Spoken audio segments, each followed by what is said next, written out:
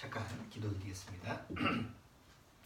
하나님 아버지 감사합니다. 오늘도 이렇게 주님의 말씀 앞에 나왔습니다. 정말 이 세상은 너무 잠시 잠깐 지나가는 나그네 길이라는 것을 잊지 않게 하옵소서. 마치 이 세상이 내 삶의 전부인 것처럼 이 세상에 사는 것이 내 삶의 전체 시간이 되는 것처럼 그렇게 생각하다가 결국은 이 세상이 나를 버렸을 때 절망하고 낙담하고 결국은 하나님 앞에서 아무것도 남지 않는 그런 어리석은 인생이 되지 않도록 주님께서 우리 심령을 붙들어 주옵소서. 정말 구원받았다라고 하는 것은 하늘에 속한 하나님의 자녀로서 내가 영원한 삶을 약속으로 받은 바로 그것이 구원받은 사람의 축복이 되는 줄 압니다. 오늘 여기 정말 하나님이 주시고자 하는 영원한 생명, 그 영생의 축복을 받고 이렇게 주님의 말씀 앞에 나와서 주님을 찬양하고 있습니다. 올 2017년도 한 해를 마무리하면서 올 한 해 나를 이끌어 가시는 그 하나님의 은혜가 오직 나를 이 자리에 또 이 시간 안에 존재하고 있다는 사실을 기억하고 2018년도 새해를 다시 주님 안에서 새로운 마음가짐을 가질 수 있도록 주님께서 우리 심령을 인도하여 주옵소서. 시종은 주님께 부탁드리오며 예수님의 이름으로 기도드리옵나이다. 아멘. 자, 시편 오늘 73편.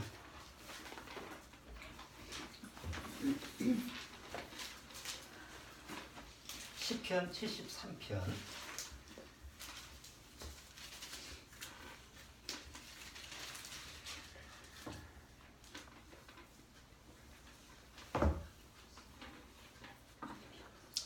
자, 시편 73편 1절.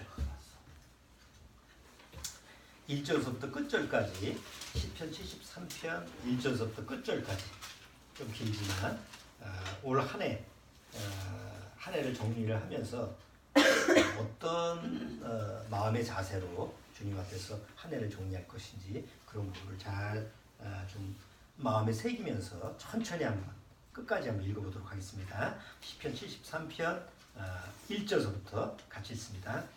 하나님이 참으로 이스라엘 중 마음이 정결한 자에게 선을 행하시나 나는 거의 실족할 뻔하였고 내 걸음이 미끄러질 뻔하였으니 이는 내가 악인의 형통함을 보고 오만한 자를 실시하였음이로다.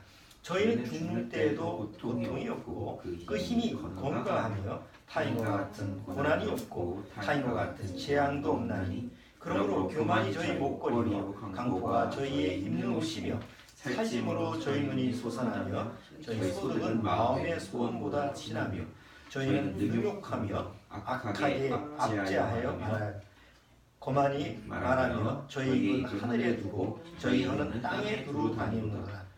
그러므로 그 백성이 이리로 돌아와서 잔에 가득한 물을 다 마시며 말하기를 하나님이 어찌하리야 지극히 높은 자에게 지식이 있으랴 하도다. 볼지어다 이들은 악인이라 항상 평안하고 재물은 더하도다. 내가 내 마음을 정의하며 내 손을 씻어 무죄한다 한 것이 실로 헛되도다. 나는 종일 재앙을 당하며 아침마다 징책을 보았도다. 내가 만일 스스로 이르기를 내가 이렇게 말하리라 하였다면 주의 아들들의 시대를 대하여 괴유를 행하였으리이다. 내가 어쩌면 이를 알까 하여 생각한즉 내게 심히 고난하더니 하나님의 성소에 들어갈 때에야 저희 결국을 내가 깨달았나이다. 주께서 참으로 저희를 미끄러운 곳에 두시며 파멸에 던지시니 저희가 어찌 그가 졸지에 황폐되었는가 놀람으로 전멸하였나이다. 주여 사람이 깬 후에는 꿈을 무시함같이 주께서 깨신 후에 저희 형상을 멸시하시리이다. 내 마음이 산란하며 내 심장이 찔렸나이다.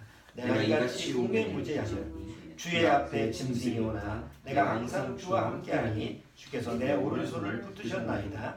주의 교훈으로 나를 인도하시고 후에는 영광으로 나를 영접하시리니 하늘에서는 주 외에 누가 내게 있으리요 땅에서는 주밖에 나의 사모할 자 없나이다. 내 육체와 마음은 쇠잔하나 하나님은 내 마음의 반석이시요 영원한 분이시시라. 대저 주를 멀리하는 자는 망하리니 음녀같이 주를 떠난 자를 주께서 다 멸하셨나이다. 하나님께 가까이 함이 내게 복이라. 내가 주 여호와를 나의 피난처로 삼아 주의 모든 행사를 전파하리이다. 자, 여기 시편 73편 보면 이제 다윗의 시가 아니고 아삽이라는 이름이 나옵니다. 이 아삽이라는 사람은 지금으로 얘기하면 성가대장입니다. 하나님의 영광을 찬양하고 또 그 아삽이라는 그 이름이 모으다라는 모으는 자라는 의미를 가지고 있습니다. 그래서 아마 하나님 앞에서 아는 그 사람들을 모아서 하나님을 찬양하게 하고 하나님을 영광을 드러나게 하는 이런 역할의 모습으로서 성경에서는 아삽이라는 사람이 표현이 되어 있는데 여기 이제 시편 73편의 이 시를 보면 아삽이라는 사람이 잠시 실족하는 이런 모습을 정말 하나님 앞에서 하나님을 사랑하고 하나님을 정말 신실하게 믿는 이런 지금 구원받은 성도인데도 불구하고 세상에서 실족을 하는 모습을 자기가 이제 쓰는 거죠. 그리고 그렇게 실족할 뻔했다가 그냥 실족한 게 아니라 하나님의 해답을 받는 이런 장면을 시편 73편에서 보게 됩니다. 오늘 마침 시편 73편을 2017년도 한 해 마지막 주일로 설교 내용을 보게 되는데 좀 이 내용을 보면서 올 한 해 우리가 어떻게 보냈는가 한번 스스로 반성을 하고 또 하나님 앞에서 또 점검하고 회개하고 돌이키는 그래서 또 2018년도 새로운 한 해를 이렇게 맞이할 수 있도록 그렇게 시간을 좀 같이 활용했으면 좋겠습니다. 올해 여러분들이 어떻게 보내셨는지 모르겠어요. 올해 한 해 동안 1년 동안 여러분들 마음속에서 행복하셨나요? 행복했다라는 말은 참 그 말은 좀 좋은데 막상 적용하기는 쉽지 않죠.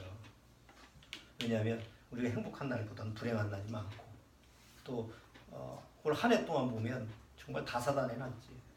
그 이제 한 해 마무리를 하면서 텔레비전에 보면 2017년도 한 해를 어떻게 보냈냐, 무슨 사건 사고가 큼지막한 사건 사고가 있었냐라는 걸 되돌아보는 이런 프로그램이 있는데 KBS에서 나온 건가? 2017년도 한 해를 이렇게 되돌아보는 거 보니까 참 사건 사고가 많았구만.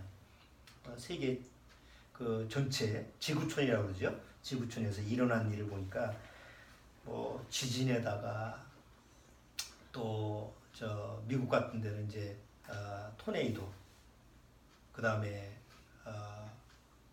또 뭐죠? 우린 태풍이고, 미국은 뭐라고 그러지? 금방 잊어버렸네.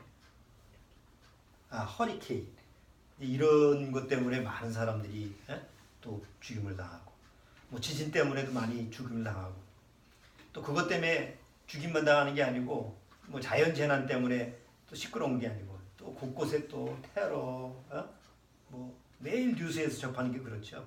테러 때문에 난리가 나고 또 폭동이 일어나고 또 전쟁 또 소식도 우리가 뉴스에서 늘 접하는 거예요.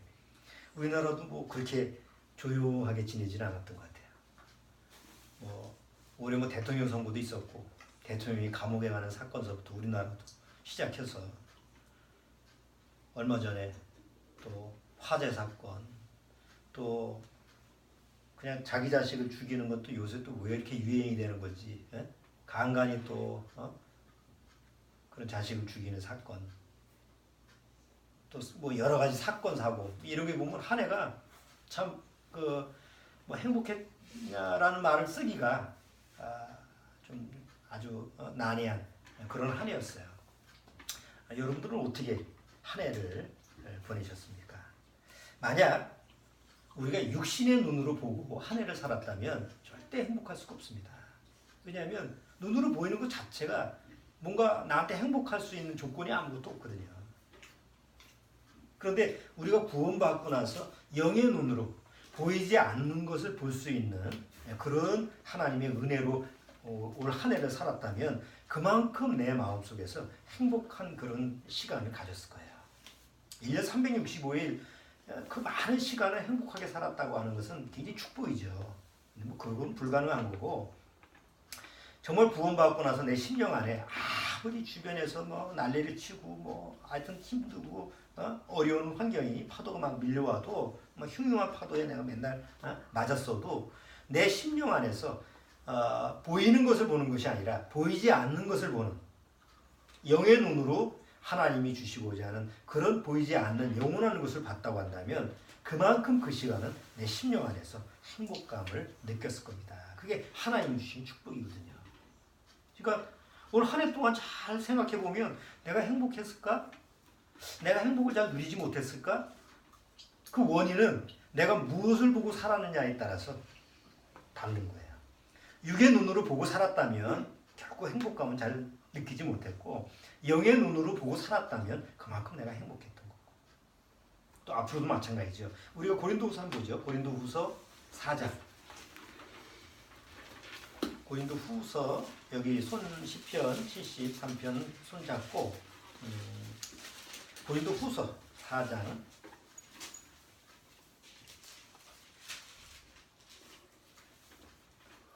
고린도후서 4장 18절.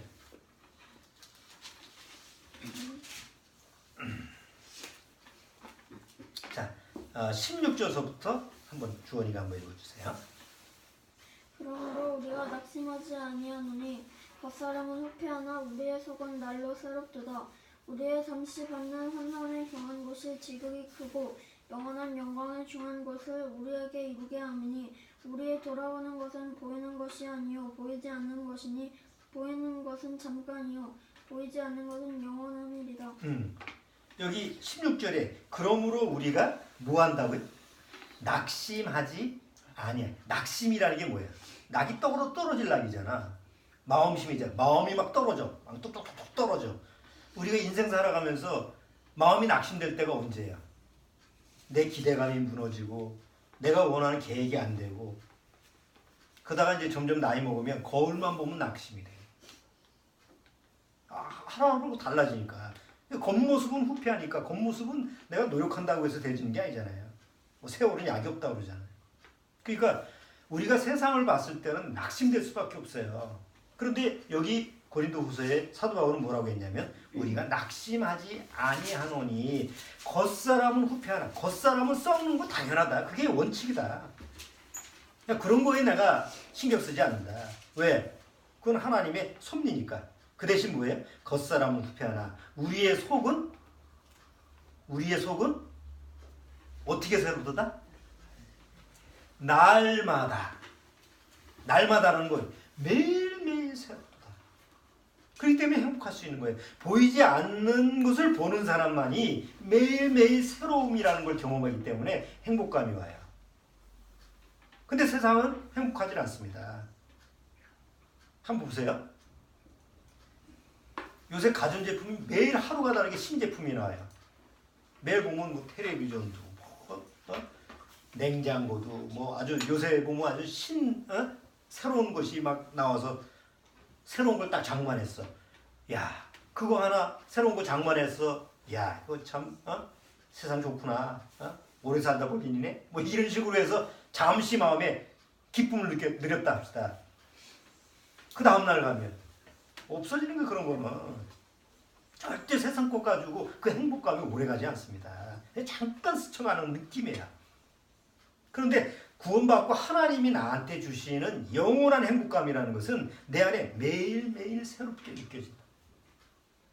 그게 신령한 느낌이라는 게 똑같은 느낌을 해도 이렇게 하나님으로부터 오는 영원한 어떤 그런 느낌의 감정을 가지고 있으면 행복감이 오는데 세상적으로 일시적으로 그냥 세상 뭐 내가 좋아하는 걸 샀다. 내가 원하는 것을 집을 샀다, 차를 샀다, 아니면 내가 만나는 사람과 결혼을 하고 아이를 낳고 일시적인 행복감을 느낄 수 있죠. 그러나 조금 지나면 뭐예요? 또 낙담을 하고 낙심을 하고 이게 세상이거든. 눈에 보이는 건 결코 나한테 만족을 주지 않거든. 그게 우리가 늘 경험하는 거 아닙니까? 그 세계 여론조사 중에서 월드폴이라고 하는 그 여론 기구가 있어요. 그 월드폴이라고 하는 여론 이제 뭐죠? 여론이 아니라 그 뭐야? 이렇게 뭐 측량하는 게 있죠. 그 뭐라 그러지? 여론조사 맞나? 그런 거를? 자, 측량하는데 세계 소득 상위, 그러니까 소득이 많은 나라 중에서 행복 지수를 쭉 하는데 50개국을 선정했어요. 당연히 우리나라가 50개국 안에 들어갔어요. 그러니까 소득이 그러니까 전 세계에서 그래도 소득이 이 정도는 된다라고 하는 나라를 추린 나라 중에서 50나라를 선택했는데 월드폴이라는 그 기관에서 50개국에서 우리나라 딱 들어갔어요. 그래서 그 소득이 있는 나라 중에서 행복 지수를 쭉 세려니까 우리나라가 49위에 당첨됐어요. 50위는 내가 잘 모르겠어요. 그러니까 소득은 나날이 늘어가는데 이상하게 행복 지수는 꼴찌나 마찬가지예요. 1위는 어딜까요? 행복 지수 1위는 노르웨이, 2위 덴마크. 유엔에서는 이제 뭐 거의 그 자기 소속돼 있는 나라를 중심으로 해서 행복 지수만 했는데 거기서도 우리나라가 그렇게 낮은 점수는 아니에요. 한 200여 개 되는 나라 중에서 그래도 우리나라가 행복 지수는 56위예요. 근데 소득에 따라서 그것도 분배를 하니까 뭐 진짜 행복하냐 안 하냐라는 기준은 없지. 뭐 행복 지수로 얘기하면 부탄 같은 나라가 부탄 아시죠? 부탄가스 말고 저 부탄이라는 나라 가장 가난한 나라예요. 못 사는 나라예요. 그런데 행복 지수는 높아. 소득하고는 그 밀접한 관계가 되는 게 행복이라는 게. 자, 1위 행복 지수가 높은 노르웨이나 덴마크는 소득도 높지만 왜 소득하고 관계없이 왜 행복 지수가 높을까요? 이유가 있어요. 우리가 행복하다라고 하는 것은 내 마음속에서 어떤 의식이 없어야 돼요. 그 의식만 있으면 절대 행복해질 수가 없어요. 뭘까요? 우리 안에 행복감을 소멸시켜주는 그 행복감을 가로막는 어떤 암적인 존재. 뭘까요? 그런 것 때문에 절대 행복하고 싶어도 행복할 수가 없어요. 보통 세상에 사는 사람들. 재산을 많이 가져도 권력을 많이 가져도 행복하지 않아. 우리나라 같은 경우는 특히 심해요. 예를 들어서 어떤 큰 교회에서 목사님이 삶의 만족도를 한번 측정을 해봤는데 대학생을 중심으로 해서 삶의 만족도, 그러니까 쉽게 말하면 너 행복하냐라는 걸 질문을 했대요. 그래서 지방대학에 다니는 애들 보고 야, 너 행복하냐 그랬더니 애들이 아이고 서울에서 대학도 못 다니는데 내가 뭘 행복해요 그러더래요. 그래서 서울에 다니는 대학생들한테 너는 행복하고 만족하냐 그랬더니 스카이를 안 다니는데 뭐가 행복하냐고 그러더라고요. 그래서 스카이 다니는 애한테 물어봤더니 S대를 안 다니는데 내가 어떻게 행복하냐 했을 때 S대를 다니는 애한테 또 물어봤대. 너는 S대 다니니까 행복하냐 그랬더니 좋은 과가 아니라서 행복하지 않다고 그래요.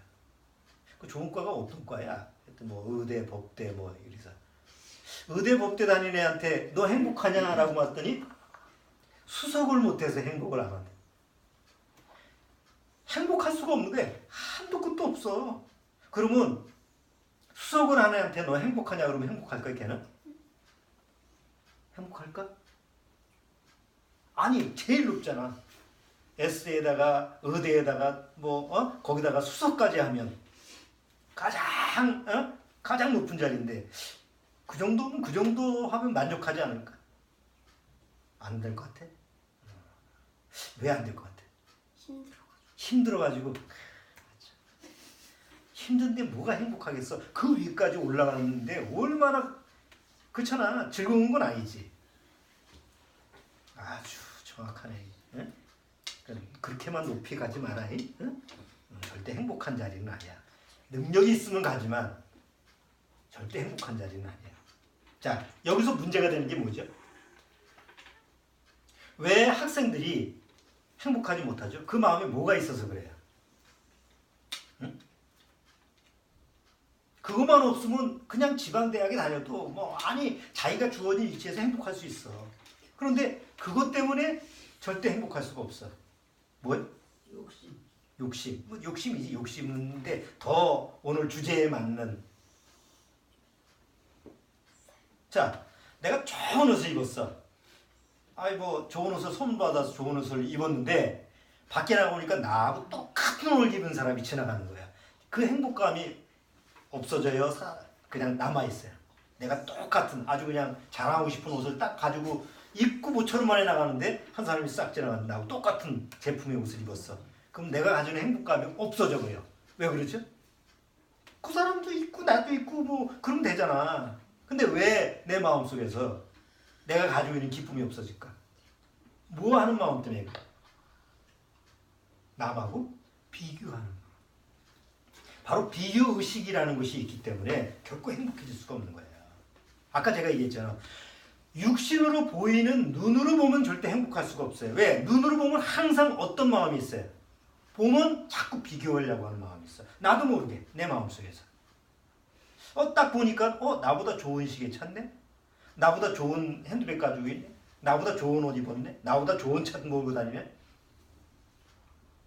내가 능력이 안 되면 배만 아프고 능력이 되면 뭐 그보다 더 좋은 걸 사요. 더 좋은 걸 사면 나보다 그보다 더 좋은 걸 가지고 있는 사람이 세상에 없나요? 또 있잖아. 이거 한도 끝도 없는 거야. 그러니까 이런 비교의식이라는 것이 우리 안에 있기 때문에 절대 눈으로 보고 행복해질 수 있는 세상이 없다는 거죠. 근데 구원받으면 왜 행복해요? 시각이 바뀌거든요.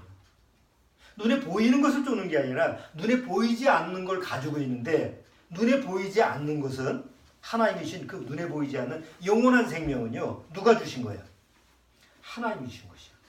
그거는 비교할 수가 없어. 저 사람도 구원받았는데요? 가끔 교회 모임 속에서 보면요.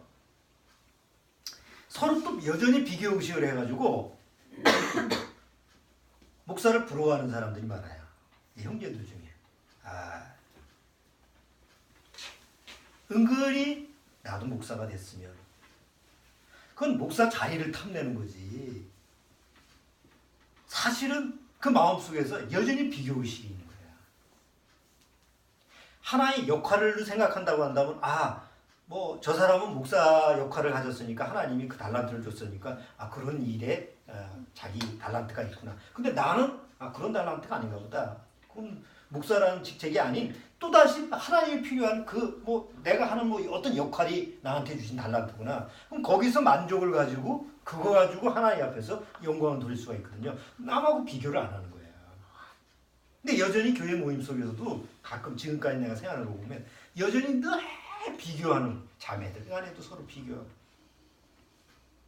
그래서 결코 행복을 누리지 못해요. 하나님 안에서. 자, 이런 비교의식이 누구만 가지고 있는 줄 아세요? 여러분, 집에서 개하고 고양이를 키운다고 합시다. 개가 내가 고양이가 되었으면 얼마나 좋았어. 내가 고양이로 태어났어야 되는데. 고양이가 반대로 개한테 내가 고양이로 태어나지 말고 고씨 말고 개씨로 태어났어야 되는데. 우리가 늘 생각하는 게 뭐예요? 내가 새로 태어났으면 나도 하늘로 홀홀 날아갔을 텐데. 새는 절대 사람으로 태어나고 싶은 마음을 가진 적이 없어요. 근데 사람은 늘 비교의식을 해요. 동물과 식물은 비교의식을 안 해요. 여기 화분을 한번 보십시오. 이 나무가 이쪽 나무를 바라보면서 계속 바라보면서 내가 저 나무가 됐으면 얼마나 좋았을까. 그럴까요? 여기 이 화분 중에서 옆에 하고 비교를 해서 왜 나는 얘보다 못났지? 이렇게 비교를 하면서 하는 나무가 있을까요? 말을 못하니까 못 알아들으니까 뭐 할 수 있지 않을까요? 여러분, 서로 비교의식을 하면 마음에 어떤 마음이 생겨요? 경쟁하는 마음이 생겨요. 경쟁하는 마음이 서로 싸워야 돼요. 그러면 둘이 비교의식을 하면 어떤 현상이 벌어져야 돼요? 붙들고 싸워야 돼요. 막 이파리도 가서 던지고. 절대 자연환경에서 먹이 사슬로 말미암아 다른 동물, 강한 자가 약한 것을 잡아먹는 그런 하나님이 주신 원리, 원칙에서 벗어나지 않아요. 동물은 절대 비교의식을 안 해요. 같은 종이라도 비교의식을 안 해요. 근데 이상하게 사람만 비교의식을 해요. 왜 그럴까요?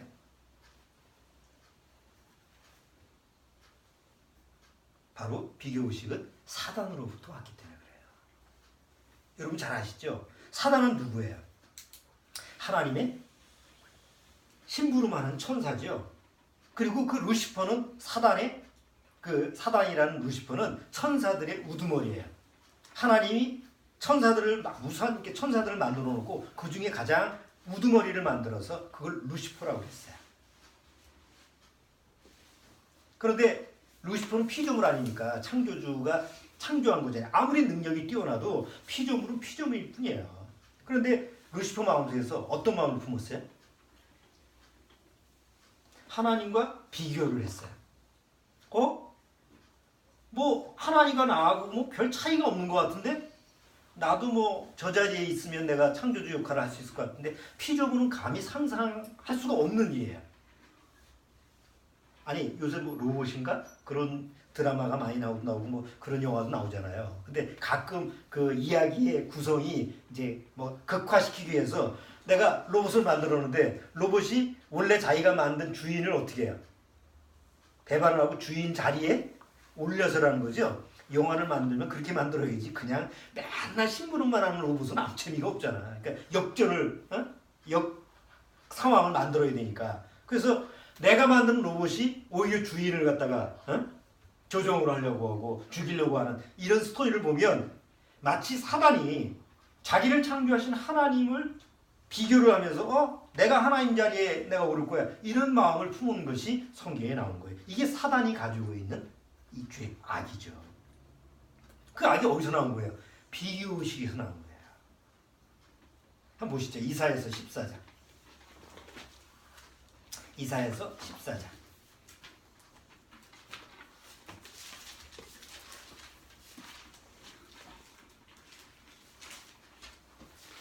이사야서 14장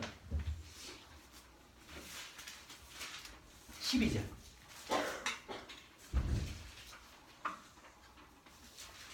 자, 이사야서 14장 12절서부터 14절까지만 읽으세요.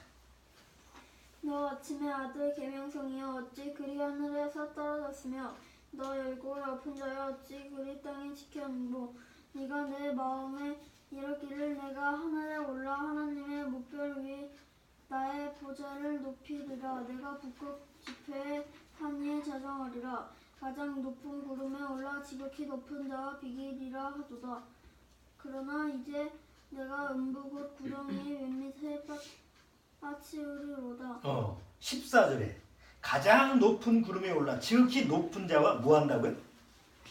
비기리라 하도다. 비기리라는 게 뭐예요? 비교하겠다 이거예요. 그 하나님이 높은지 내가 높은지 한번 서로 비교해. 애들 어렸을 때 누가 큰지 누가 이렇게 비교해 보는 거 있잖아요. 이 사단의 마음이 내가 하나님 높은 자리에 올라가서 하나님과 비교해 보겠다. 그러니까 그 비교 의식을 사단 안에서 가지고 있는 그 비교 의식이 이게 누구한테로 넘어왔어요? 아담을 통해서 저와 여러분 안에 들어가요. 그러니까 태어날 때부터 우리가 뭘 가지고 태어났느냐? 바로 그런 사단 안에 있는 비교하고자 하는 비교 의식을 가지고 있는 거예요. 그게 악의 뿌리예요. 동물한테는 그런 게 없어요. 오직 인간한테만 그 비교 의식이 있어요. 그렇죠? 자, 대표적인 예가 가인과 아벨입니다.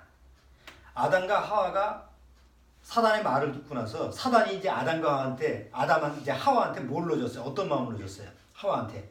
야, 하나님이 먹지 말라고 하는 그 에덴 동산의 실과 선악과가 왜 하나님이 먹지 말라고 한 줄 알아? 니들이 하나님이 될까봐 그런 거야. 여전히 사단은 하와한테 무슨 마음을 넣어줬어요? 하나님과 너하고 비기게끔 그런 마음을 넣어주는 거예요.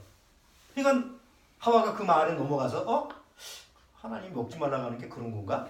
결국은 하나님 말씀을 어기고 먹잖아요. 아담도 먹었어요. 아담과 하와가 먹은 다음에 그 사단한테 속았다는 걸 깨달았죠. 어쨌든 그 아담과 하와 안에 그 비교의식, 남과 다 끊임없이 비교하려고 하는 그 비교의식에 악의 씨가 들어가서 그 다음에 자식을 낳는데 가인과 아벨이 났어요. 그 첫 번째 가인이 여전히 그 비교의식에서 못 벗어나요. 하나님 앞에 예물을 드리는데 하나님이 자기의 예물은 안 받고 동생의 예물을 받아줬어요. 그러니까 가인이 마음에 어떤 마음이 들었어요? 동생을 시기하고 질투하는 마음이 들어요. 그거를 가인 컴플렉스라고 해요. 형제들 간에 다 다투죠. 아니 엄마가 과자를 똑같은 걸 줬어. 여러분들도 아마 경험해 보셨을 거예요.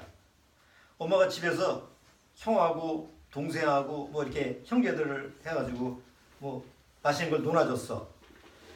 엄마가 놀아준 걸 받고 그걸 보는 게 아니라 누구 걸 봐요?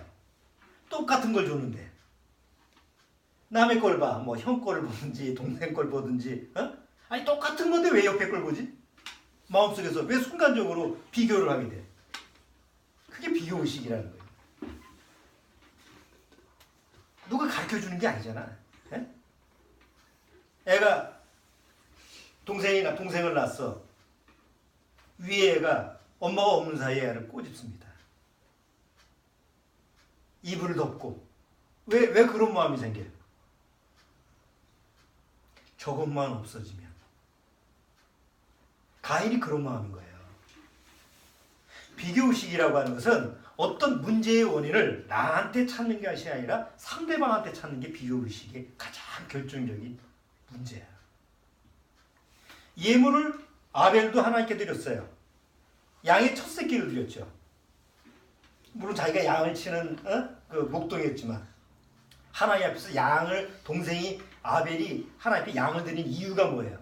내가 죄인으로 태어났으니까 나를 위한 희생제물이 필요한다. 하나님이 원하시는 게 바로 그거다. 그렇기 때문에 희생제물을 드린 거 아니에요? 가인은 열심히 농사를 졌어요. 그냥 얼마나 노력을 했는지 그 가장 자기가 애를 써서 땀 흘려서 농사를 짓고 그 중에서 제일 하찮은 것을 하나님께 드린 게 아니에요. 가장 좋은 것을 드린 거예요. 그런데 하나님이 그렇게 열과 성을 다해서 노력을 해가지고 좋은 것을 하나님께 바쳤는데 하나님은 그 노력을 무시하고 동생 아벨이 준 아무 노력도 하지 않는 그 예물을 받아준 거예요. 그럼 거기서 우리가 상식적으로 생각하면 한번 원인을 생각해 봐야 되죠. 문제의 원인을. 왜 하나님이 이유도 없이 동생 걸 받아주고 나는 안 받아줬을까? 뭐 이유가 있을 거다. 그럼 엄마 아빠한테 물어보면 되잖아. 아담과 하와한테. 왜 내 예물을 안 받아줬을까요? 좀 자존심이 상해도 동생 아벨한테 물어볼 수도 있잖아. 야, 왜 하나님이 내 건 안 받아주고 네 건 받아줬을까? 너는 그냥 하나님 앞에 드린 거 아니야. 나는 얼마나 이 하나님 앞에 예물을 드리려고 얼마나 애를 썼는데. 보통 기독교에서는 그걸 뭘로 가르쳐줘요? 정성이 그래도 부족해서. 그러니까 더 정성을 하나님 앞에 더 정성을 바치라는 이런 쪽으로 해서 말도 안 되는 해석을 하는 거예요. 그런데 중요한 것은 하나님의 뜻은 어디에 있어요? 바로 너희들은 죄인으로 태어났기 때문에 내 앞에 무슨 제물을 드리려면 네 죄를 위한 대신 희생 제물을 드려야 돼. 하나님이 원하시는 뜻은 그거예요. 그건 앞으로 오실 메시아에 대한 모형이잖아요. 아벨은 그걸 알았어요. 그걸 알았기 때문에 비교할 필요가 없는 거예요. 아벨은. 그냥 하나님의 뜻을 알면 비교의식이라는 게 필요가 없어요. 그냥 하나님이 원하시는 뜻대로 하나님 앞에 드리면 되는 거예요. 가인은 하나님의 뜻을 몰랐어요. 알 생각도 안 했어요. 하나님이 자기 예물을 안 받아주니까 마음속에서 비교의식만 갖는 거예요. 그래? 하나님이 내 동생 예물만 받으니까 존엄만 없애버리면, 존엄만 내 눈앞에 사라지면 하나님이 싫어도 내 거 받아주겠지. 뭘 보고 생각하는 거예요? 자기 육신의 눈으로 보는 것만 보고 판단하는 거예요. 그래서 육신의 눈으로 보이는 것만 보고 살아가는 사람은 이 비교의식이라고 하는 이 덫에서 벗어날 수가 없어요. 그렇잖아요. 계속 눈으로 보이는 거 보이면 나도 모르는 게 자꾸 비교를 하게 되잖아요. 구원받아도 마찬가지예요. 순간적으로 또 비교를 하게 돼. 이게 아삽의 오늘 아삽 73편의 얘기가 그 얘기거든. 구원을 받은 사람인데도 불구하고 눈으로 딱 보니까 또 마음속에서 비교를 하게 되는 거예요. 근데 실망이 오고 낙담이 오고 실족하게 되는 거예요. 회복하는 길은 하나밖에 없어요. 눈길을 다시 어디로 돌려야 돼요? 육신의 눈길을 버리고 다시 보이지 않는 영의 눈으로 바라봐야 돼요.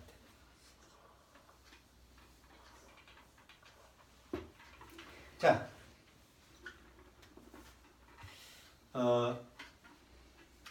구원받은 사람은, 정말 구원받은 사람은 비교의식은 버리고요. 창조의식을 가지게 됩니다. 창조의식이라는 건 뭐냐면 쉽게 말해서 하나님이 창조하신 그대로를 인정하고 그 하나님의 창조하신 그 원리대로 그냥 그렇게 사는 거야. 거기다 덧붙이지 않고. 비교의식은 늘 남한테 내가 보이는 그 대상을 따라서 모방을 하는 게 비교의식이에요.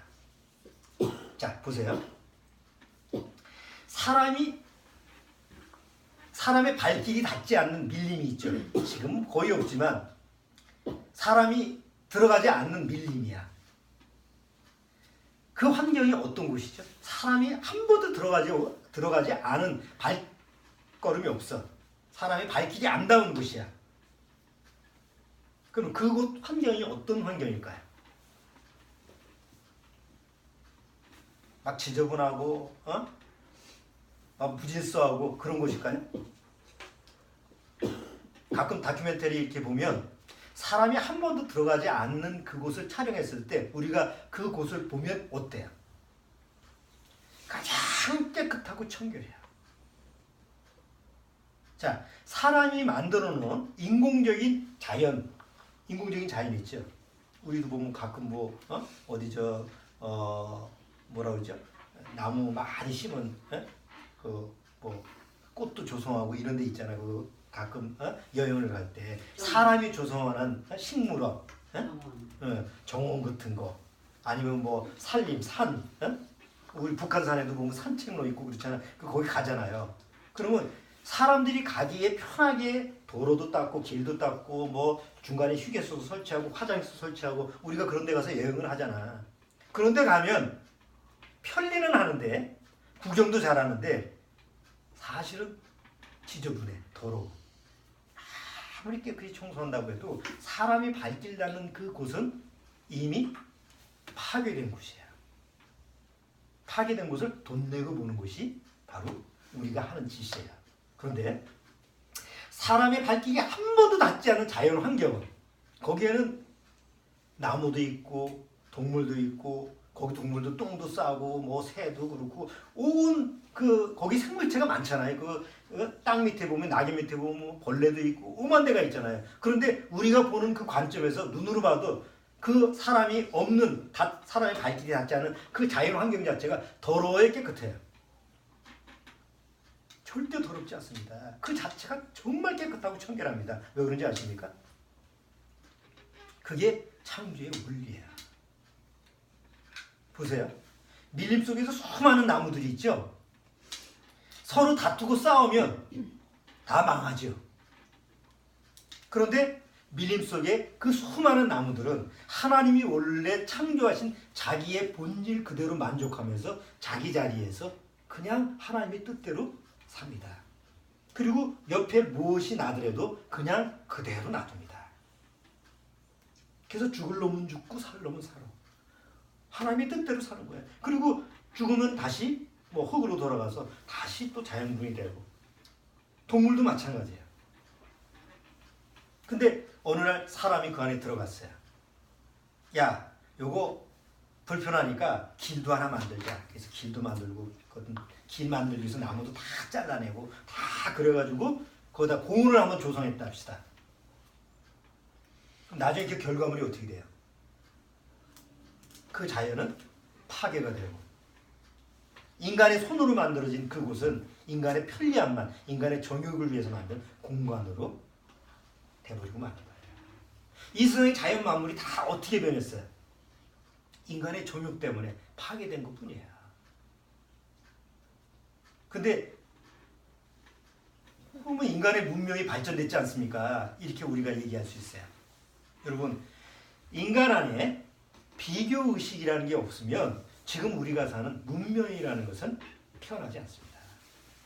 지금 우리가 사는 21세기 문명도 바로 무엇 때문에 이 문명이 만들어졌냐면 사람 안에 있는 비교의식 때문에 만들어진 거예요. 잘 한번 보세요.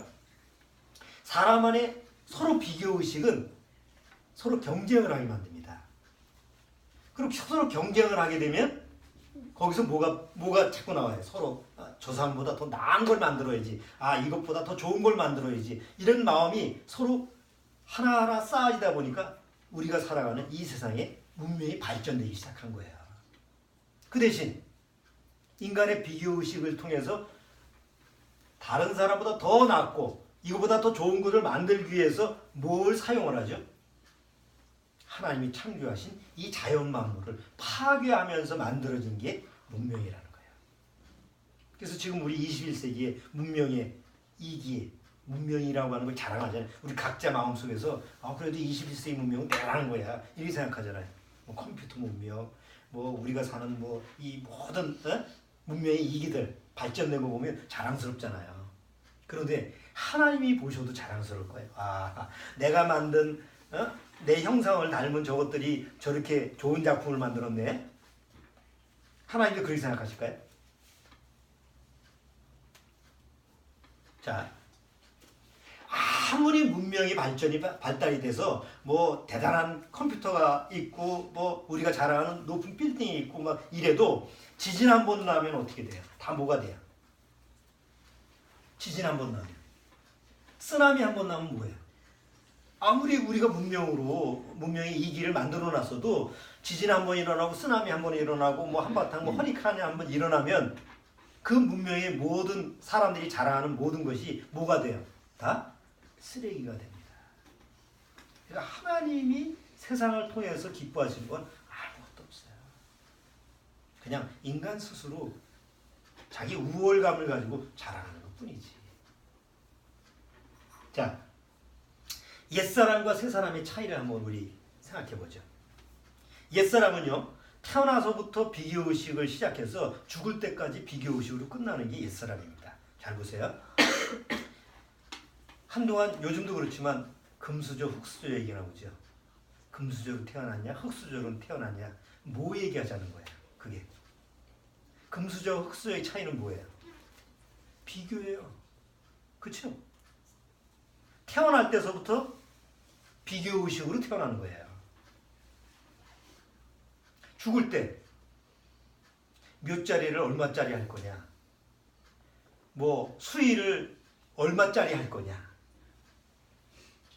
나중에 장례를 치르면 거기 가서 우리 전에 동생 죽을 때도 거기서 얘기를 해. 이왕이면 고인이 죽는데 싼 거 하면 되겠어요? 내가 그때 그랬거든. 제일 싼 걸로 해달라. 그랬더니 고인의 체면이 어딨어? 고인 죽은 사람인데. 쓸데없이 낭비하는 거지. 근데 사람들은 생각을 하는 거예요. 장례식 할 때 막 그냥 화환을 그냥 막 걸어놓는 이거 뭐예요? 죽은 사람을 위해서 화환을 걸어놓는 건 아니에요. 그렇죠? 화환이 들어가는 입구서부터 줄 서 있으면 이 사람이 세상에서 어떻게 살았구나. 남하고 비교하기고 죽을 때까지 비교시키는 거예요. 자기 의도하고 관계없어. 태어날 때 뭐 자기가 태어나면서 나 뭐 금수저로 태어날래, 흙수저로 태어날래 이런 의지가 없잖아. 세상이라는 물결이 그렇게 비교의식서부터 태어나게 한 거예요. 죽을 때도 나 죽을 때 뭐 화는 많이 걸어달라 뭐 이렇게 하진 않아. 어차피 가는 거는 뭐 그렇게 생각 안 하니까. 그런데 세상은 어떻게 해요? 죽을 때도 비교의식하게 이렇게 만드는 거예요. 그러니까 그런 비교의식이라는 틀에서 절대 벗어날 수가 없어요. 늘 비교의식을 하면 마음에 항상 남하고 비교하면 나보다 못한 사람은 별로고 나보다 잘난 사람이 더 많이 보이게 돼 있거든요. 그러니까 만족이 안 되는 거죠. 불평, 불만, 마음의 분노, 원망, 여러분 안에, 우리 안에 늘 비교하는 마음이 있으면 행복해요, 못해요? 그럼 올 한 해 한번 생각해 보세요. 여러분이 어떤 마음을 가지고 있느냐에 따라서 행복했는지 아니면 불행했는지를 스스로 평가할 수 있는 거예요. 늘 남하고 비교의식하는 사람은 절대 행복할 수 없습니다. 그러나 어느 날 비교의식이 없어지고 창조의식이 들어오는 사람 행복한 거예요. 대표적인 예가 지난번에 얘기했던 지지난주인가요? 미즈노 겐조. 그 사람은 뇌성마비가 와가지고 홍역을 와서 뇌성마비 걸려서 온몸을 움직이지 못한다고 그랬어요. 그렇죠? 그래서 눈 깜빡이고는 시를 썼어요. 그가 예수님을 만나 거듭나고 나서 그는 바뀌었어요. 비교의식 속에서 살다가 창조의식으로 바뀌었어요. 어떻게 바뀌었는가? 시 하나 전에 한번 봤는데 이거 하나만 내가 예를 들어볼게요. 산다라는 시의 제목이 산다. 산다. 하나님의 크신 손 안에서 산다. 달팽이는 달팽이답게 기며. 달팽이 알잖아요. 달팽이. 달팽이는 달팽이답게 기어다녀. 아, 나도 사람처럼 두 발 있어서 아니면 저 토끼처럼 아니면 지나다니는 모처럼 나도 발이 있어가지고 막 뛰어다니면 이렇게 비교를 안 해. 달팽이는 달팽이답게 기어. 반딧불꽃은 반딧불꽃답게 피고. 반딧불꽃이 있는가 보죠? 꽃은 코스모스가 옆에 국화 보고 아 나도 저 국화처럼 저랬으면 저 해바라기처럼 저 해만 바라봤으면 이렇게 비교를 안 해. 반딧불꽃은 반딧불꽃답게 피고 청개구리는 청개구리답게 우며. 청개구리가 나는 사자소리 낼 거야. 아이 내 뭐야 맨날 개굴개굴 무슨 개굴개굴 소리만 내. 나는 깨꼬리처럼 소리 낼 거야. 이렇게 하지 않아. 청개구리는 청개구리답게 우며 하나님의 크신 손 안에서 나는 나답게 산다.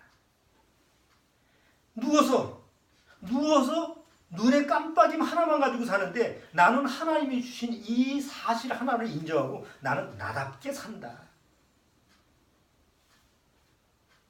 바뀐 거예요. 그 시 안에 보면 내가 예수님 만나기 전에는 불평과 원망과 우리 아버지 어머니도 다 이건 조상 탓이야 뭔 탓이야 시에 나왔죠. 다 남 탓하고 엄마하고 나 왜 이렇게 태어났지? 내가 왜 이런 고통을 당해야지? 그랬는데 오늘 예수 그리스도를 만나고 나서 마음이 바뀐 거예요. 하나님의 창조의식이 들어와서 비록 이런 몸이지만 나는 내 안에 새 사람이 있어.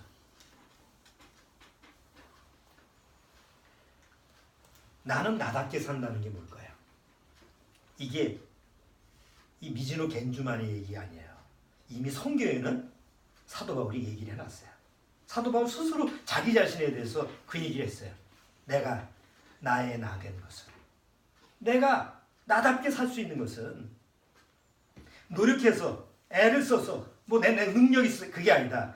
내가 나답게 살 수 있는 것은 오직 하나님의 은혜다라고 썼어요.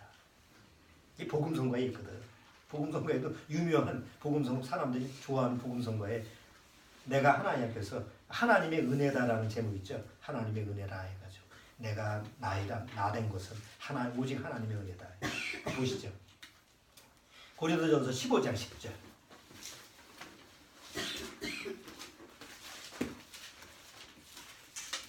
고린도전서 15장 10절.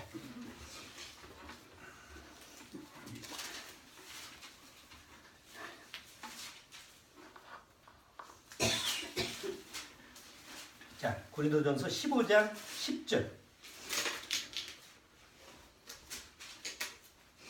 자, 10절만 크게 한번 읽으세요. 여기 10절.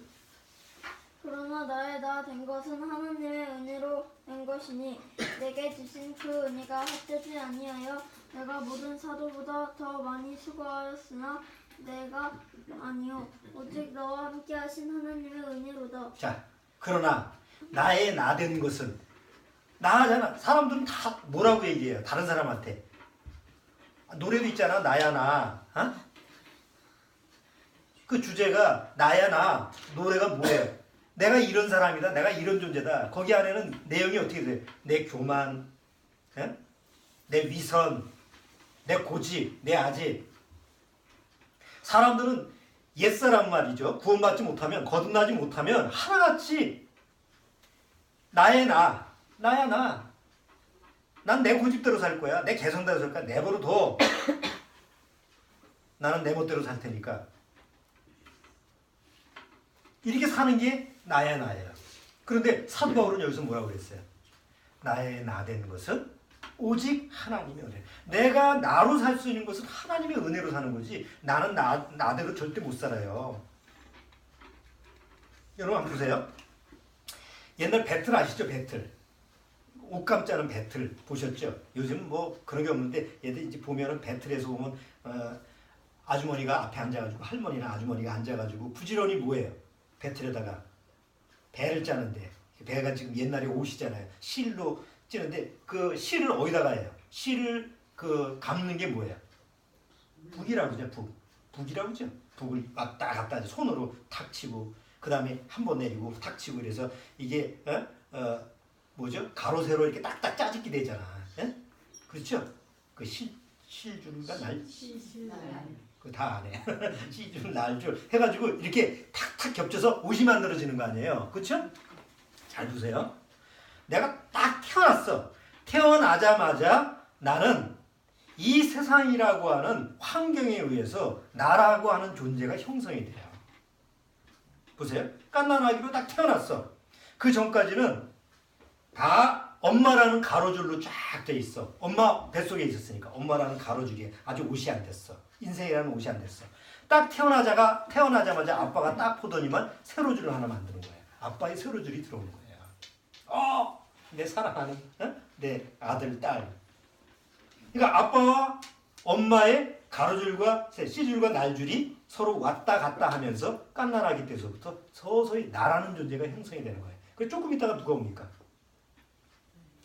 면회를 오잖아. 병원에서 엄마 아빠만 오는 게 아니라 그 다음에 할머니 할아버지 뭐 외갓집 친척집 수많은 친척들이 오면서 실이 하나씩 더 붙어오는 거예요. 외할머니 실, 외할아버지 실, 뭐 친할아버지 실, 뭐 삼촌 고모서부터 해가지고 서서히 나라는 인격체가 형성이 되는데 진짜 나가 아니에요. 그거는. 그렇죠? 그리고 어느 날 커면서 서서히 유치원 다니면서 선생님이라는 실이 거기다 포함됩니다. 무수히 많은 세상의 실들이 나의 인격에 영향을 주면서 서서히 나라는 존재가 형성이 되는 거예요. 그리고 나이 먹으면서 내가 되는데 가만히 보니까 그 나는 엄마도 아니고 아빠도 아니고 할아버지도 아니고 할머니도 아니고 뭐 아무것도 아니야.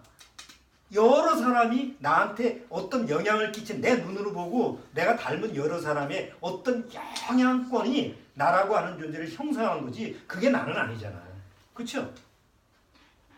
그래서 내가 가만히 내 인생을 보면 뭐 엄마는 닮은 것 같고 또 어떻게 보면 습관적으로 보면 또 나를 할머니가 키웠으면 할머니를 닮은 것도 같고 또 조금 지나가 보니까 또 뭐 옆에 또 친구하고 오랫동안 사귀다 보니까 또 친구한테 물들어서 친구도 닮은 것 같고 뭐 나중에 보니까 내가 도대체 누군지.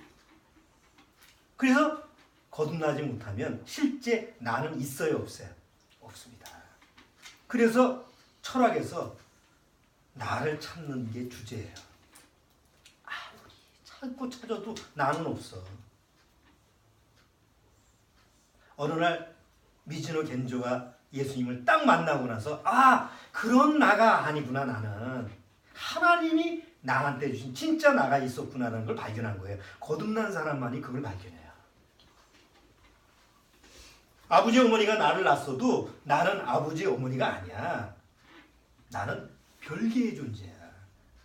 그런데 거듭나지 못하면 항상 누구한테 구속되어 있어요? 아버지와 어머니라는 그 존재의 한 소유물로 이렇게 돼 있는 거예요. 뭐 할머니 할아버지가 키워줬으면 또 할머니 할아버지 소유물로 또 구속되어 있는 거예요. 아니면 또 뭐 고아야 다 버림받았어. 아니면 고아원에서 내가 컸어. 그러면 고아원이라고 하는 그 장소가 또 나의 어떤 인격체 뭐 하나의 모체가 되는 거예요. 그러니까 부지런히 나를 찾으려고 해도 찾을 수가 없어. 가끔 버려져가지고 외국에 입양 간 아이가 있죠? 입양 간 아이가 자기를 버렸는데도 불구하고 왜 자기 엄마를 찾아가요? 이상하잖아요? 자기를 버렸어. 근데 자기 왜 엄마를 찾아왔냐고. 나를 찾기 위해서 온 거예요. 나를 찾아왔는데 그럼 찾았으니까 오래 같이 살아야 되잖아. 안 살아. 그냥 찾고 돌아가. 왜 그래요? 진짜 나가 아니거든. 그러니까 진짜 나를 찾기 위해서는 나를 창조하신 창조주한테 찾지 피조물한테는 못 찾잖아요. 그런데 말이죠. 사단은 어떻게 속이냐면 너라는 존재는 세상에 속해 있기 때문에 너를 찾기 위해서는 세상을 뒤집고 가봐야 된다. 그래서 세상만 바라보게 하는 거예요. 헛된 곳에서 찾게 하는 거지. 그러니까 일생 동안 세상 돌아다니면서 자기를 찾다 못 찾고 어느 날 끝내고 마는 게 그게 비참한 인생이라는 거예요. 근데 어느 날 예수 그리스도를 만났어요. 거듭났어요. 구원받았어요. 그럼 뭐예요? 하나님이 전혀 새로운 나를 아예 새롭게 창조합니다. 옛날에는 죄라고 하는 틀에서 내가 죄라는 틀에서 세상이라는 실로 여러 가지 사람들에 의해서 거짓된 나가 짜져 있지만 어느 날 예수 그리스도라는 틀에서 내가 새롭게 짜지는 게 새 사람이야. 예수 그리스도라는 틀에서 하늘로부터 오는 하나님의 거룩한 실로 짜져 있는 것, 그리고 그 북은 그 하늘로부터 오는 실로 왔다리 갔다 하면서 내 형성, 나라는 진짜 나를 만들게 하는 그분이 누구냐면 바로 성령이에요. 오늘 거듭났어요. 거듭난 다음엔 세상의 영향을 받고 내가 새 사람이 되는 게 아니에요. 전적으로 새 사람은 하나님이 만들어요. 그럼 어떻게 만드느냐? 성령을 내 안에 보내서 성령으로 말미암아 하나님의 말씀이라는 씨를 가지고 왔다리 갔다리 하면서 나를 새롭게 만들어요. 그래서 그게 거듭나는 거죠. 구원받고 나서 거듭난 사람은 세상에서 나는 방법은 전혀 달라요. 아무리 거듭나도 하나님 말씀하고 관심이 없으면 절대 새 사람의 모습을 취할 수가 없어요. 거듭난 걸 취소하진 않아. 그러나 그 사람의 삶의 모습을 보면 옛사람으로 살아가. 왜 새 사람이 형성이 안 되니까. 근데 어느 날 정상적으로 하나님의 말씀한테 나를 맡겨서 성령이 하나님의 말씀으로 내 안에서 새로운 사람을 만들어가면 진짜 하나님이 성경에서 사도 바울이 너는 옛것이 지나가고 새것이 되었다. 너는 새 사람이다. 이게 실제로 적용이 되는 거예요. 그래서 새 사람의 모습으로 우리가 하나님 앞에 나타나는 거예요. 그런데 그 새 사람은요. 다 누구를 닮은 사람이에요? 진짜 나가 예수님을 닮은 사람으로. 구원받은 사람은 새 사람이 공통된 닮은 모습으로 취하는데 그게 바로 예수 그리스도예요. 로마서 한번 보세요. 로마서 8장. 로마서 8장. 로마서 8장 29절.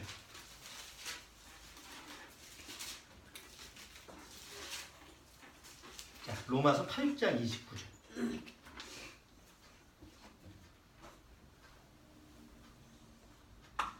자, 찾았으면 29절만 읽어주세요.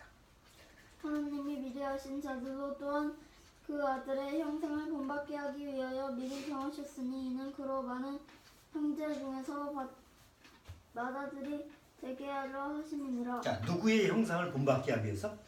아들의 형상을 본받게 하기 위해서. 그러니까 하나님 앞에서 새 사람으로 거듭났다라고 하는 것은 이제는 내가 좋아하는 가수가 아이돌이잖아. 그게 우상이잖아. 어떤 가수를 쫓아가는 그런 모습이 아니고 어떤 탤런트를 쫓아가는 모습이 아니고 어떻게 간디, 이순신 장군 말도 안 되는 그런 위인들을 닮아가는 형상이 아니고 닮지도 못하잖아요. 진짜 나를 구원하신 예수님의 형상을 닮아가는 모습으로 하나님이 새롭게 만들어준다. 이게 새 사람이야. 하나님이 원하시는 새 사람이 바로 이런 사람이에요. 이거는 노력해서 되는 게 아니에요. 어디 가서 배우는 것도 아니에요. 내가 하나님을 나의 구주로 모시고 예수님을 나의 구주로 모시고 그 하나님 앞에 전적으로 내 삶을 맡겼을 때 하나님이 그리스도라는 틀 안에서 바로 나를 그렇게 만들어 주시는 거예요. 이게 거듭난 사람이에요. 만약에 내가 거듭났다고 하는데도 불구하고 세월이 지나는데도 불구하고 여전히 옛사람의 모습만 취하고 살아. 여전히 나답게 살질 않아. 난 나답게 사는데, 내 멋대로 사는데, 내 고집대로 사는데, 그건 사단을 닮은 거지. 그쵸? 구원받지 못한 사람이 사는 공통점이 있어요. 구원받지 못한 사람이 아주 공통적인 특징 하나가 있어요. 뭐예요? 자기 고집대로 살아가요. 누구 말도 안 들어. 그냥 자기 마이웨이야. 그게 나답게 사는 게 아니잖아요. 성경에서 나의 나된 것은 뭐라고요? 오직 하나님의 은혜라. 하나님의 은혜로 예수님의 형상을 닮은 모습으로 하나님이 나를 만드시는 거에 맡겨야 돼.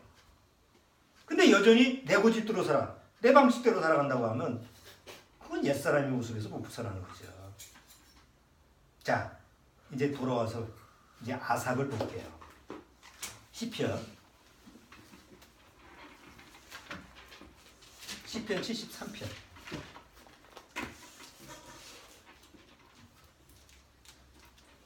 자, 시편 73편 1절. 하나님이 참으로 이스라엘 중 마음이 정결한 자에게 선을 행하시나 나는 거의 실족할 뻔하였고 내 걸음이 미끄러질 뻔하였으니 이는 내가 악인의 형통함을 보고 오만한 자를 질시하였음이로다. 아니, 아삽이라는 사람은 정말 거듭난 사람이고 새 사람이에요. 그런데 갑자기 내 눈이 육신의 눈으로 세상을 딱 바라보니까 실족하게 된 거예요. 왜? 이유가 나와요. 뒤에 보면 4절. 저희는 죽는 때에도 고통이 없고 그 힘이 건강하며 타인과 같은 고난이 없고 타인과 같이 재앙도 없나니. 여러분, 가끔 교회 다니는 사람이 교회 이게 구원도 받지 못했는데 교회 다니는 사람이 하는 질문 중에 많이 하는 질문이 공통된 질문이 뭐냐면 왜 하나님 안 믿는 사람들이 세상에 그렇게 잘 살아요? 왜 세상이 잘 되고 뭐 잘 풀리고 돈도 잘 벌고 뭐 학교도 대학교도 아주 좋은 대학 다니고 왜 사업도 잘 되고 이런 사람들이 하나님 믿는 사람보다 하나님 안 믿는 사람들이 더 잘 되냐 이런 질문을 많이 해요. 그런 사람들이 마음속에 여전히 자리 잡고 있는 건 뭐예요? 비교의식. 하나님이 원래 그런 걸 해준다고 그랬나? 거기다가 초점을 맞추니까. 그런데 아삽은 구원 받은 사람이잖아요. 거듭났는데도 불구하고 우리가 거듭났잖아요. 거듭났는데도 불구하고 내가 세상을 바라보면 나보다 좋은 집에 사는 사람 보면 마음에서 부러워요, 안 부러워? 부럽습니다. 나보다 돈을 더 많이 벌면 부러워요, 안 부러워요? 여전히 부럽습니다.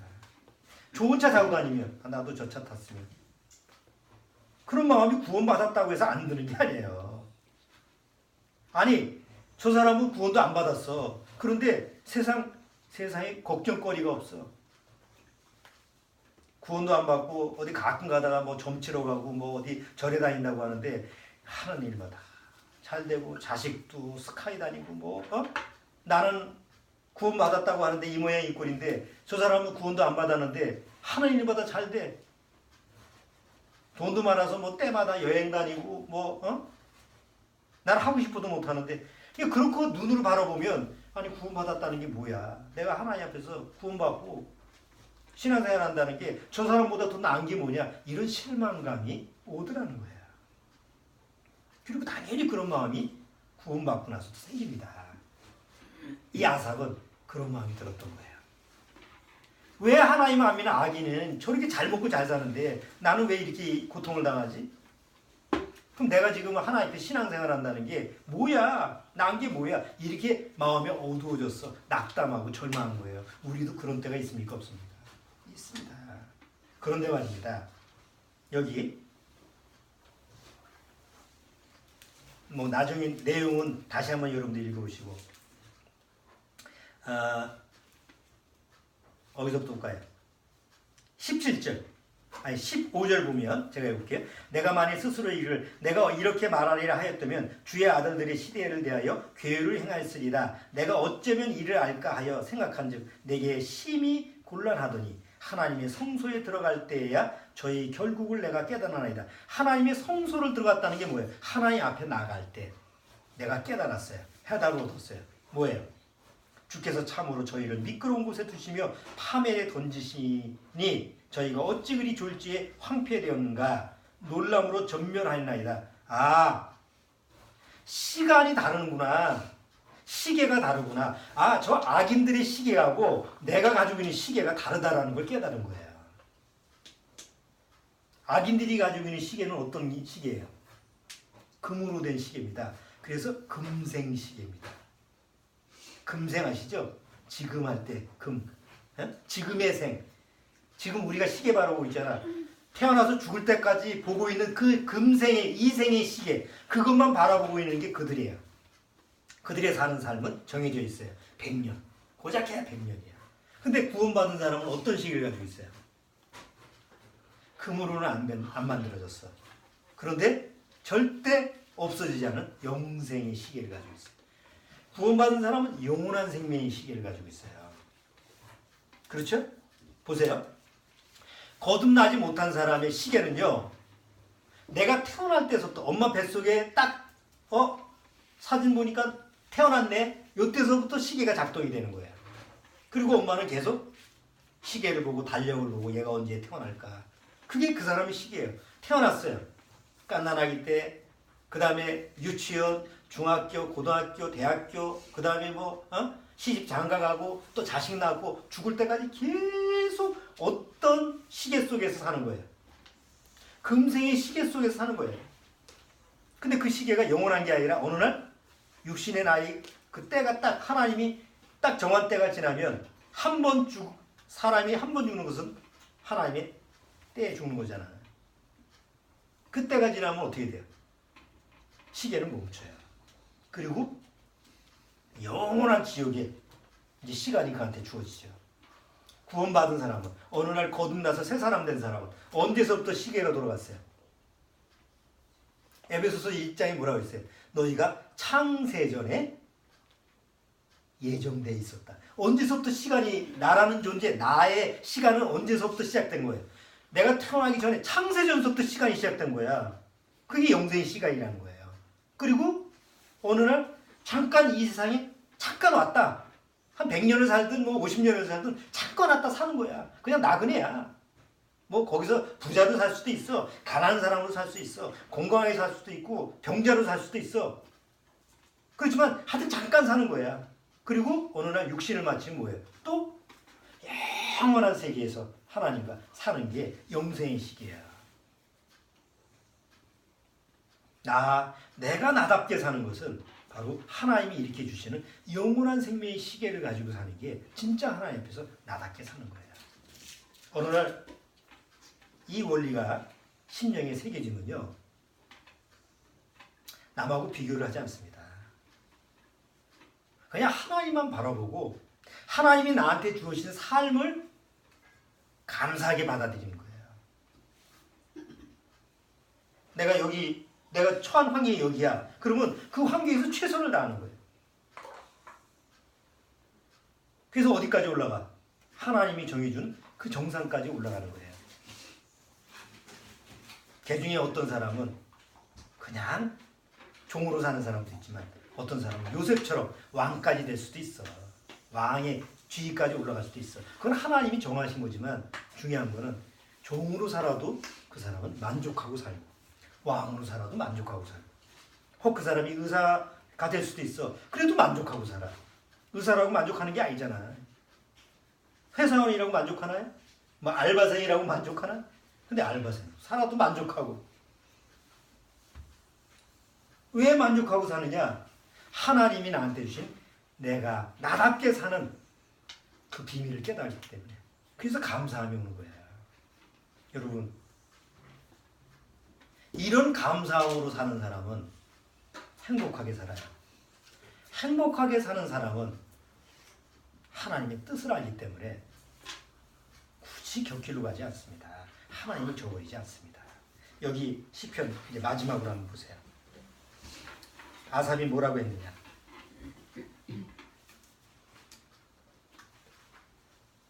(27절) 여러분들이 꼭 기억하십시오. 올해 2017년도 한 해를 끝내면서 여러분들이 꼭 기억하셔야 될 게 있습니다. 27절 대저 주를 멀리하는 자는 뭐예요? 망하니. 반드시 망합니다. 주를 멀리하는 자가 흥한 경우가 없습니다. 이유가 어쨌든 간에 그게 뭐 어떤 핑계를 대도 내가 주를 멀리하면 그 결과는 망합니다. 그래서 기대를 하지 않아야 돼요. 주를 멀리하면 그 결과는 좋게 끝나지는 않습니다. 이게 하나님 말씀이니까. 무서운 얘기 아닙니까? 주를 멀리하는 자는 반드시 망하리니. 자, 망하리니 음녀같이 주를 떠난 자를 주께서 다 멸하셨나이다. 음녀가 뭐예요? 남편을 버리고 다른 남자를 쫓아가는 거 아니야. 하나님을 버리고 세상을 쫓아나가? 잘 되겠지. 절대 잘 될 일이 없습니다. 이게 아삽이 깨달은 겁니다. 여러분, 저나 여러분도 마찬가지입니다. 만약에 주를 떠나면 반드시 그 길은 망한다는 걸 기억하십시오. 나의 남편은 예수님밖에 없어요. 예수님이 남편이신 예수님을 떠나버리면 음녀입니다. 그리고 그 음녀는 반드시 하나님이 멸하는 것을 여러분 기억하십시오. 농담으로 얘기하지 마십시오. 하나님 축복된 그런 삶이 있고 축복된 길이 있는데도 그냥 하나님만 바라보고 눈에 보이는 걸 바라보지 말고 눈에 보이지 않는 하나님을 바라보라고 영원한 생명 그 영적인 시각을 줬는데도 그걸 무시하고 살아가는 것처럼 바보 같은 사람들이 있어요. 하나님이 축복된 길을 개척하라고 하지 않았잖아. 축복된 길을 열어주고 그 길을 걸어가라고 그냥 만들어줬는데도 그 길을 무시하고 곁길로 가는 것처럼 그 바보 같은 사람들이 있어요. 수많은 사람들이 그 어리석은 짓을 안 해요. 고작 눈으로 보이는 것만 보고. 그러면 안 돼요. 내가 어떻게 받은 구원인데 어떻게 하나님 앞에서 자기 아들을 희생해서 나를 구원시켰는데 그 구원을 받았다고 하면서 내 멋대로 살고 내 고집대로 살고 내 개성대로 산다고 한다면 그 사람은 구원이 아니죠. 그러라고 구원을 예수님이 십자가에 주는 게 아니에요. 예수님이 나를 위해 십자가에 죽으신 것은 바로 나처럼 살아라. 하나님의 아들처럼 살아라. 세상을 바라보고 살지 말고 세상에 빛으로 살아라. 소금으로 살아가라. 그거는 윤리도덕적인 얘기가 아닙니다. 바로 정말 거듭나고 예수님의 형상을 닮아 예수님이 원하는 하나님이 내 안에서 역사하시는 새로운 사람으로 나를 맡겼을 때 내가 그렇게 사라지는 거야. 오늘 한 해 그렇게 맡긴 사람은 그만큼 하나님의 새 사람으로 된 그 형성이 있기 때문에 형성된 사람이기 때문에 막 행복감을 누리는 거예요. 이제 2018년도 이제 한 해 새해에도 정말 나를 구원하신 주님만 바라보고 삽시다. 나답게 삽시다. 정말 옆에 사람 보고 좀 비교하지 말고 되지도 않은 남 보고 비교하지 말고 쓸데없는 세상을 바라보고 비교하지 말고 그냥 하나님 앞에서 나답게 삽시다. 하나님의 은혜를 받고 그냥 나는 나답게 살면 돼. 달팽이는 달팽이답게 살고 하찮은 마당에 흔히 있는 그런 들풀 말이죠. 그런 풀도 자기답게 살듯이 이제 구원받은 정말 거듭난 나는 하나님 앞에서 나답게 살자. 오늘 시편 73편 아삽의 이 시를 통해서 정말 귀한 교훈이에요. 우리하고 똑같은 경험을 한 사람이기 때문에 내가 그런 또 비교의식으로 빠지려고 할 때 나를 잡아주고 나를 또 세워주는 분이 성령님이니까 말씀을 늘 부지런히 배워서 읽고 묵상하고 또 배우고 예수님의 형상을 늘 내 새로운 나의 인격체로 하나님 앞에 정말 하나님이 귀한 자녀의 그런 하나님의 사람으로서 이렇게 키움을 받을 수 있도록 여러분들이 신년 2018년도 기도하는 마음으로 맞이하시기 바랍니다. 기도하겠습니다. 주님 감사합니다. 어쨌거나 2017년도 잘했든 못했든 한 해가 지나갔습니다. 그러나 구원받고 보면 사실 한 해가 지나간다는 건 또 새해가 온다는 건 사실 의미가 없습니다. 세상 사람들이 뭐 해돋이를 보고 난리법석을 짓지만 그것은 금생의 시계, 썩어져가는 이생의 시계만 바라보는 사실 헛된 짓입니다. 정말 구원받으면 늘 날마다 새로운 광명의 예수 그리스도의 광명한 빛을 보고 살아가기 때문에 굳이 햇수를 세지 않아도 지나가는 시간을 헤아려 보지 않아도 영원한 생명의 그 시간을 누리면서 행복하게 살아갈 수 있는 줄 압니다. 비록 이 세상은 흉흉하고 이 세상은 정말 고통스럽다 하더라도 그걸 이길 수 있는 능력이 주님 안에 있으니 2018년도 또 한 해 주님 앞에 전적으로 나를 맡겨서 올라가는 그날까지 주님 앞에 주님이 인도하시는 주님으로 인한 그런 삶이 이루어져서 정말 그리스도 안에서 나답게 살 수 있는 그런 한 해가 되도록 주님께서 이끌어 주옵소서. 미천한 식구들도 그들 마음속에서 정말 하나님 앞에서 나답게 살 수 있는 그런 심령이 되도록 주님께서 그 마음을 돌이켜 주옵소서. 예수님의 이름으로 기도드리옵나이다.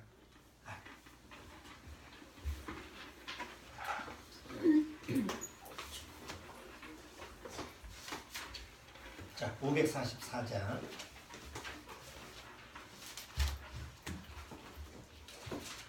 자, 544장 아까 1절만 불렀는데 544장 전체 한번 가사를 보시면서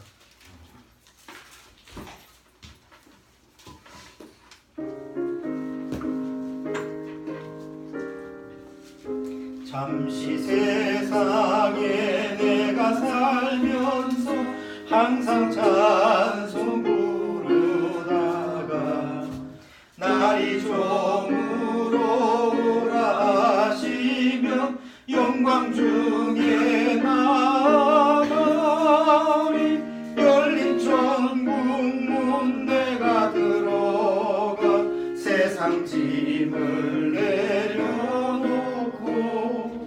빛난 멸류